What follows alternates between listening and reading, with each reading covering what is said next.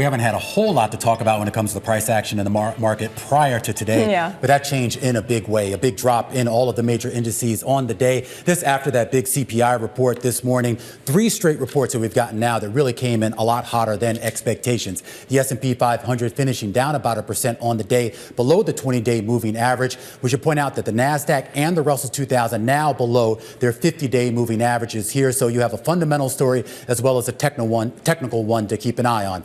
And of course, most of the big stocks that moved today were the rate-sensitive ones. You saw the REIT index move down about 4% here on the day, and a lot of that, of course, had to do with the big bump up we saw in yields.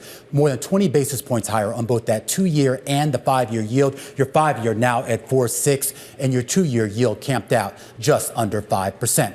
But it wasn't all gloom and doom out there, Scarlett. We did have the majority of stocks moving lower, but there were a few bright spots out there as well. Yeah, one of them is a Magnificent Seven stock, too, that's done pretty well this year. Meta defined the overall sell-off. Okay, it didn't gain a whole lot, 0.5%, but this after it announced it's making its own chip in-house to power its AI services in order to reduce its reliance on NVIDIA and other outside semiconductor makers. So in doing so, Meta becomes or joins the other big tech companies in bringing chip making in-house, like Amazon Web Services, Google, and Microsoft.